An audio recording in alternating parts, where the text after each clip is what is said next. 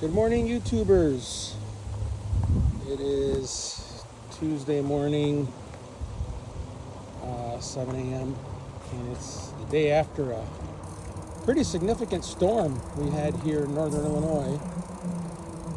We had our power out numerous times.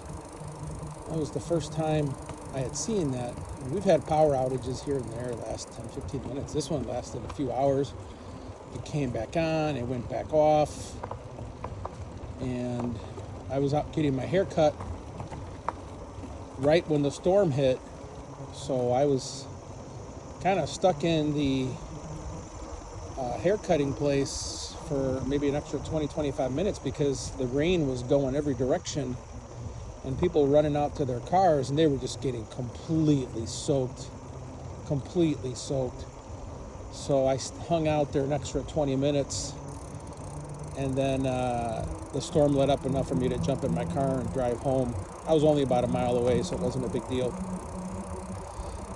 But then we had power then we lost it, we got it, we lost it again. We were out a couple hours, and every time that I told myself, maybe it's time to bring out the generator, the power came back on. So I actually set the generator up, ran it for all of about 5 minutes, was getting the extension cords ready to plug in to the fridge, and the power came back on. I had to take it all apart, put it all away, and I just put it in the garage, waiting, and the power cut out again, and this time I was walking to the garage to go get it after about 2 hours with no power, and the power came back on. I was like, okay, I'm not touching that generator no more. Because you can run your fridge, as long as you don't open it or anything along those lines, for quite some time.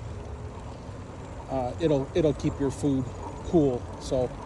But I wanted to give you guys a preview of what the trail looks like after all these rains, and how the Marker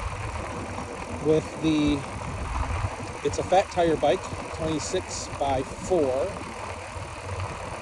handles these trails with all the washout. So what's nice about this trail is when it's wet, it feels like it compacts down a little bit. This is not, I'm not slipping. I feel very, very confident on this bike. That's another pro to a fat tire bike versus a cruiser style bike is, I think personally, I feel more confident on a fat tire bike. I feel that there's just more keeping me upright, especially maybe if you have slight balance issues. I don't have that. I could ride both bikes, but I feel like the fat tire bike is just a little more confidence in riding. You've got a little more touching the ground. You've got more rubber making contact with the surface, so if you do think you're going to slip or the tire is going to slide out from under you, if you feel the tire is going to slide out from you on a fat tire bike, a thin tire bike would have already slid out on you, because I can't even imagine they have the kind of grip that these tires have. So this trail right now is very compact. You'll probably see a lot of debris out here. Good morning. And I do have the electric suspension seat post on here, and I loosened it up a little bit, and it feels much better. You can see all the debris.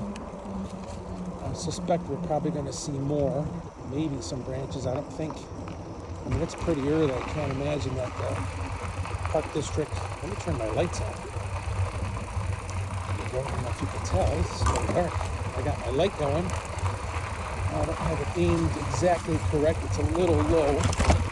Once I straighten out here, just a switch. Let's see. Oh, maybe that's good enough. Right now I'm in an opening here, but up ahead it will close down a bit. So I want to make sure there's somebody else on my bike for this place. So the trail's not that bad. If I had to lift this bike up over anything, we'd be having some problems. I'd probably turn around. No, I'd go back. I guess you could lift up the bike, I'll tell you if you had to.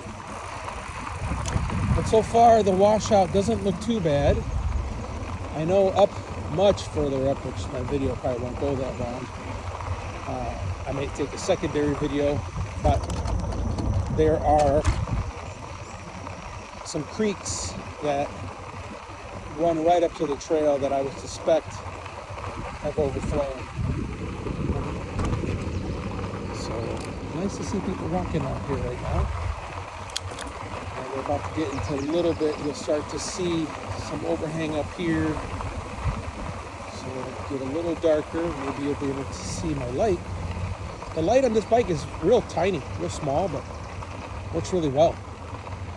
And I haven't done any nighttime riding, so this may be the first time that I've tried it in real world experience.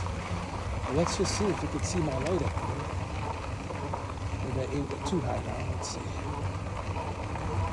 A lot of leaves. Well, you can see the light. You can see it there. Can I see it? Let me see. See it right there. I can see it on the trail in front of me. Aim it down just a scotch. Okay, that's good. There we go. If it's pretty dark up here, then I'll probably turn it off. I don't need that extra battery drain. I've got it in purple mode now. I am pedaling pretty hard here. It's like I mentioned, that low on torque isn't there on some of those lower pedal assist levels. Trying to avoid some of these. Okay, here you can see the light. Some branches. Alright, I'm going to let it turn off the light now because I think it's pretty good. Most of the time. What's nice about the light on the marker is it dims your screen a little bit. Kind of like the way your car would. And you see now that I'm straightening out, purple is too much power. I need to lower it down to green. Actually, I can probably turn it off here for a little bit. The rolling resistance is very easy on this trail that's been rained on quite a bit. I'm not even seeing any real bike tracks here. Maybe under the tree here I see a little bit, but it's so hard packed you don't see any trail. So this is uphill. And the yellow here, see, not enough to get me moving. Gearing here, bike almost coming to a stop, see? And blue gets me going. Make it up the hill, but now it's too much power as you start to level out. And back down to green. So, you'll get used to it. You will have to toggle the power more on the marker than you will on the XP. But the marker is still my first pick in the morning because I like the upright position, and now with the suspension seat post, really it's kind of a little bit of a game changer, so that's kind of nice. So my wife has not come riding with me for a few times because I took the suspension seat post off her bike. That's not why she's not coming with. She just finds a reason to be busy in the morning. And if she did, I would put the suspension seat post back on her bike and put the regular one back on mine. So I have not purchased the suspension seat post because I've been borrowing hers and she hasn't come with me. So far the trail is looking pretty good. This is a lot of washout right here usually. It's pretty, ooh, the fence broke there. I don't know if you got a chance to see that. That was pretty crazy. Now we're gonna go through a little bit of a subdivision here, which is a cutover from one trail to the other. And let's take a look and see. People got their stuff blown around. I wish I had something smaller than a 0.5 for you guys to see. But it's just my phone mounted on my handlebars. And I do have the AirPod Pro 3s on, but I think when I record, it is recording off of the phone, not the microphone on the headset. So, but it seems to have worked pretty well doing this here.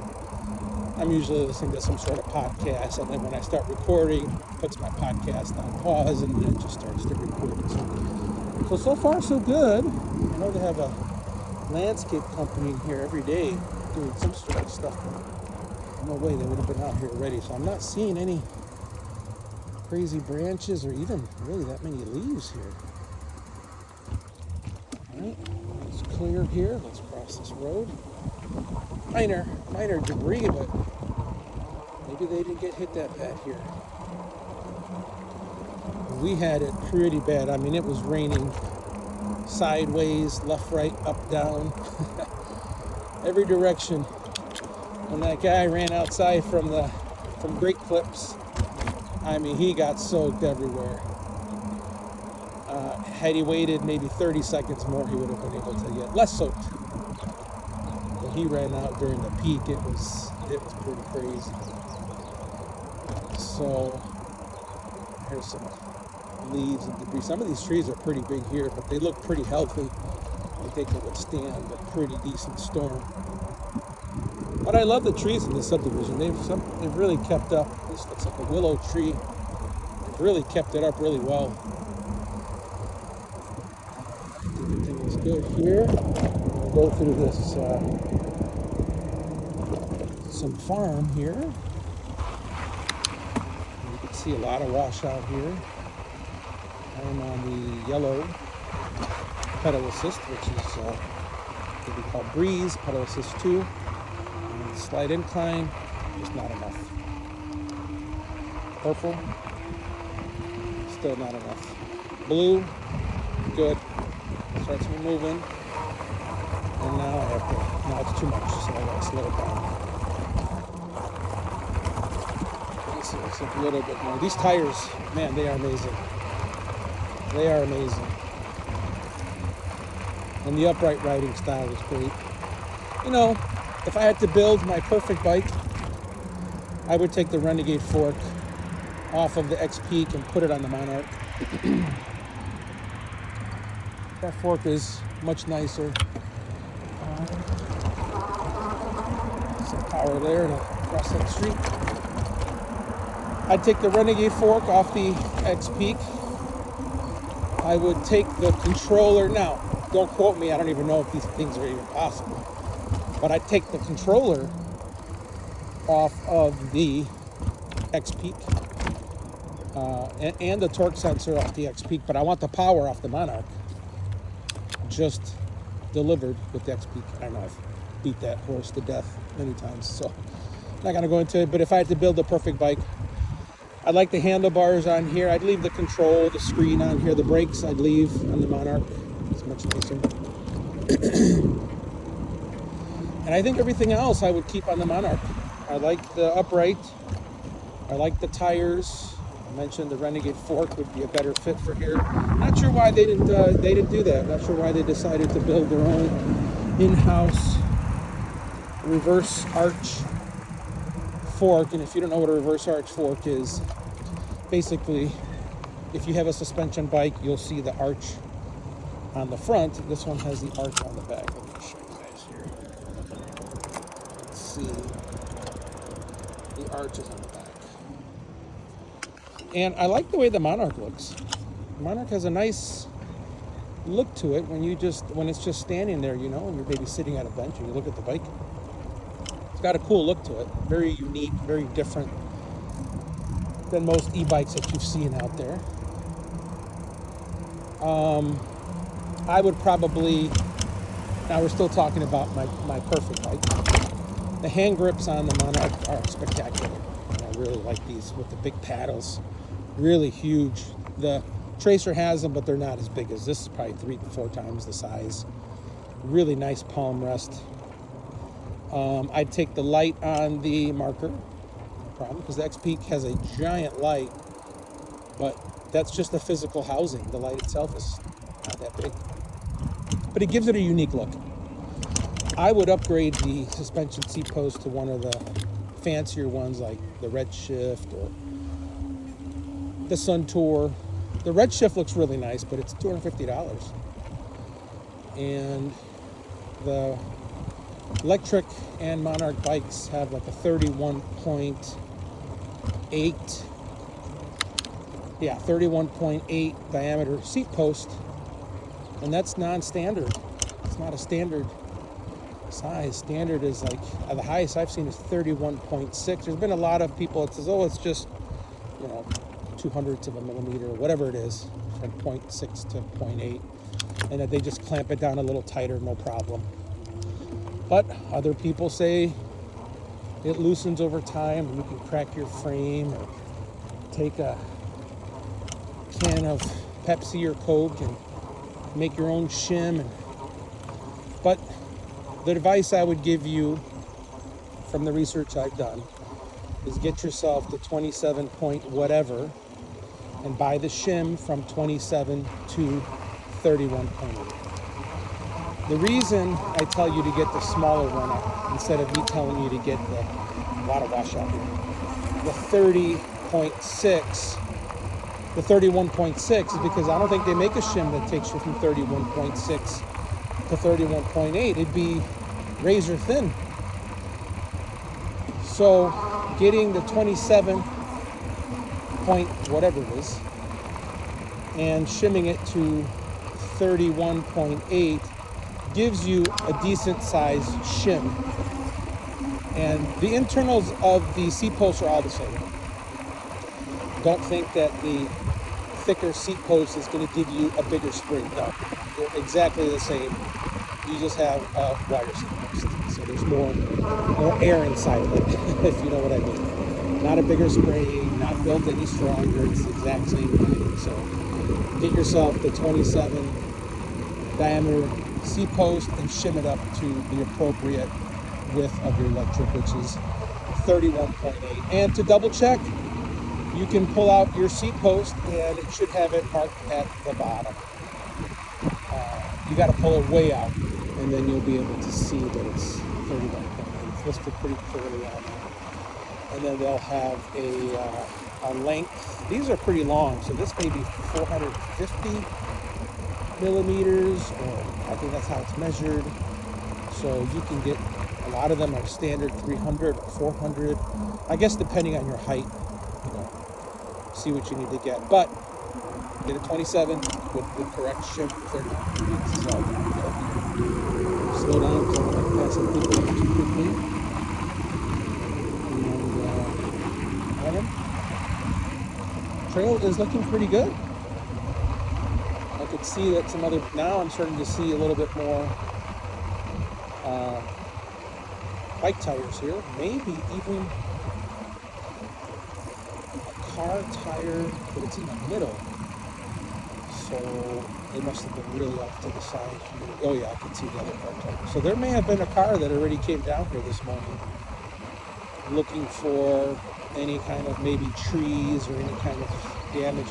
That's really nice about this trail system is so far it's maintained really, really well. This is the Millennium Trail. I think that's the name of this part of it here in northern Illinois.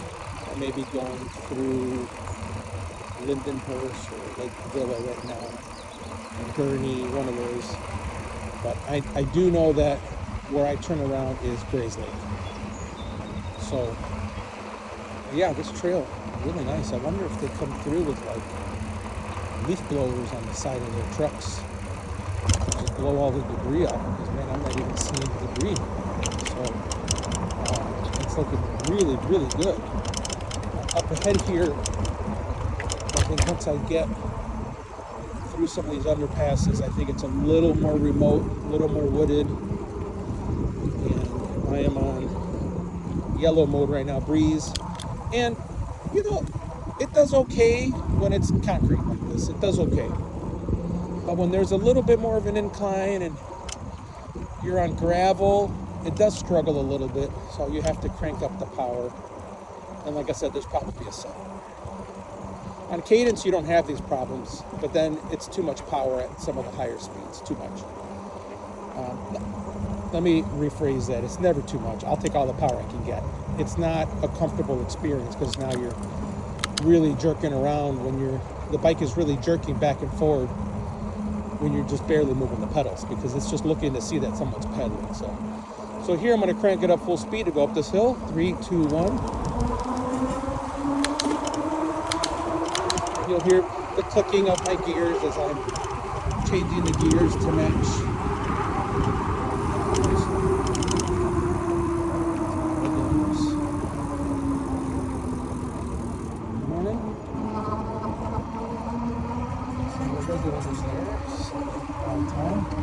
So now we're coming up to an area that's a little more wooded. Going back to pedal assist off here, because this is sort of a smooth, and yeah, look, there's nothing here. That's crazy. I can see 4 or 5 people riding here, unless it's the same person back and forth already this morning. And I thought I was getting out early. I wanted to give you guys a preview before anybody got out here, but a few people already beat me to it. There's a sign that fell over. Whoop-de-doo, not a big deal. But yeah, everything's looking really good. Up ahead here, it's a little more wooded.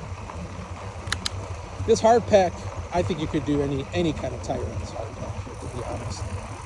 It's when it starts to get a little soft that I prefer the fat tire. Although, in all honesty, I have not rode a thinner tire bike through here.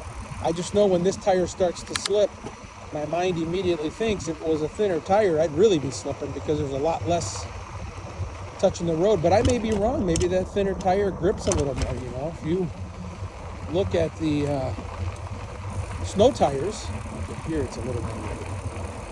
If you look at snow tires for a car, they're always a thinner tire. And a thinner tire in the snow is usually better than a fatter tire in the snow, unless they're snow tires. But we're just talking about, as a matter of fact, I take that back. I think even snow tires, a thinner tire is preferred. Not super thin, but a thinner tire is a preferred tire on the snow. So maybe that holds true for bikes too. Maybe a thinner tire, kind of like an ice skate, it kind of just digs in a little bit more. So I could see a little more debris here. Nothing out of the ordinary. Nothing out of the ordinary. I mean, this looks just a few. Be careful. I like to avoid as much as possible. I just ran over something that really had a big crunch to it. But not bad. Not bad here. I wonder if they came through with leaf blowers or something tied to the back of a truck or something. That's the way I would do it. Is just have some leaf blowers fastened to the truck that just had the right angle to blow things off the path. You know, I could see that. And then you just drive up and down the path, blowing all the debris off. Because this is looking very good. I see these trails here. Let me show you guys this. There's a horse out there. Look at these feet right here. I mean, they're closer together than walking. See that? Look at these right here. Right there, I'm going right over them. I wonder if someone has a horse or something. This is pretty far right here. So if they had a horse, I can't see right here too. Too close for human feet print, but I see it all the time. Unless somebody's no, that's even too close. If you were jogging with a really short step. Let's see how far this goes. But yeah, you can see a little bit of washout here. And another person on the bike coming towards us here, which is nice to see people up. The temperature here is really nice. I am wearing a Carhartt hoodie today, which I only wear because the Carhartt's, it's a little bit of a thicker hoodie and the wind doesn't go through it. When I have two other ones, one from Panama City Beach and one from University of Kentucky. When I wear those, they're thinner and the wind does go through it, but it does keep you a little warmer.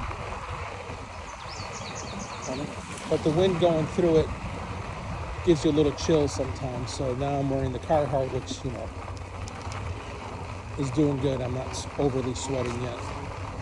So that guy just rode by me at a 10 speed with he didn't even have any sleeves. So he's pedaling. He's not on an e-bike. So the guys on or gals on regular bikes are developing enough heat by pedaling that they're not feeling as cold. But it's probably something between 65 and 70 something, 72. It's kind of chilly out here. And I was cranking over his pedals. But when he saw me around the corner, he realized he was on the wrong side of the trail. Another thing I wanted to point out is the other day I was on the trail and someone riding towards me had, just like that person that we just passed by, they have that little flashing light, which is cool. The visibility is there. But this one person, the flash on her bike was a combination of a light and a flash. It was like the one that we just passed by, it looked like that light was just a flash. That couldn't be your light if you're riding at night because it's not consistent. The X-Peak does have the capability of flashing, but what's flashing is your actual light. I don't know if the Marker has a flashing capability. I know to turn the light on, but I don't remember seeing a setting or hearing about a setting that has a flasher. So the light is just consistently on. But this person had a light that was also dual purpose as a flasher. So that basically is a slower flash. But she had it aimed straight up, like right at the eye of the person coming towards them. And I don't think she knew that. But it was kind of blinding because it was aimed right at your eyes. And I'm like, well, you're kind of defeating the purpose. I see you, but now I can't see you. So for those of you guys that have lights and lights that flash or flashers, just check to make sure you have them aimed appropriately, either straight forward or maybe a little bit on a downward angle, because you don't want to blind the rider coming towards you.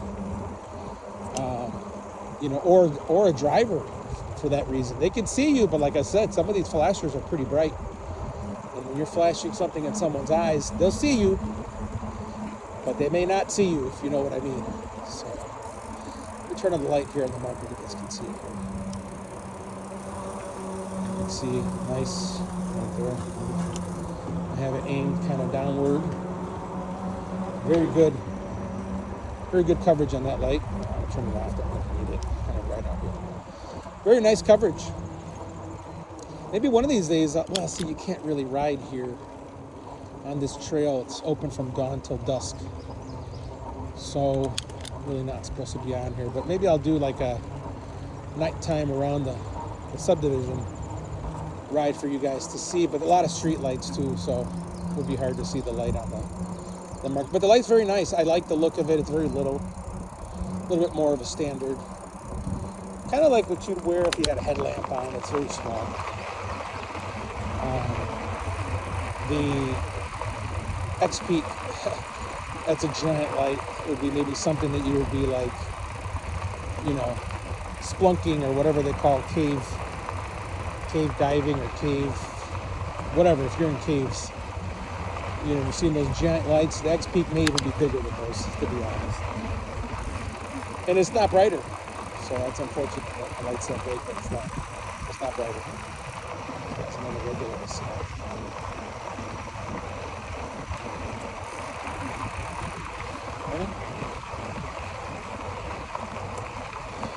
And they're probably looking at me as a regular too. It seems like we all get up and go at the same time. And we're not consistent, but we're anywhere between 6:30 and 8:30. But if you're off 15, 20 minutes, you'll completely miss the other person. But I still see the same people all the time. It's kind of funny. It's like we all say, okay, everybody, it's 6:30, let's get on the road. Beautiful, beautiful weather. At least to be on an electric bike with a hoodie on.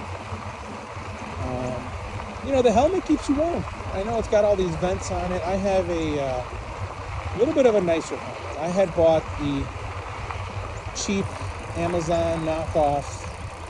It was a retro helmet, and it was a knockoff of what I have now, which is made by a company called 1000, like the number 1000, except it's called 1000.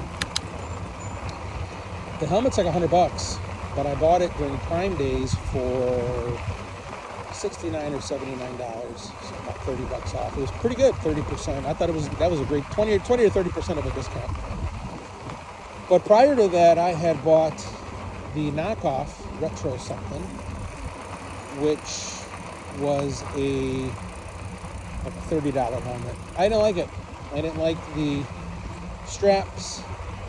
You know, some feedback that I have for this company, 1000, and I'm sure they've heard it, and I'm sure they've done the research.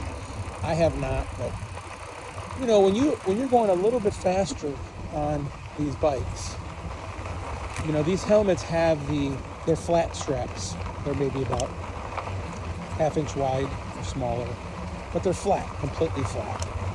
And what happens is when they're up against your face, you know, the side of it hits the wind and everything is fine.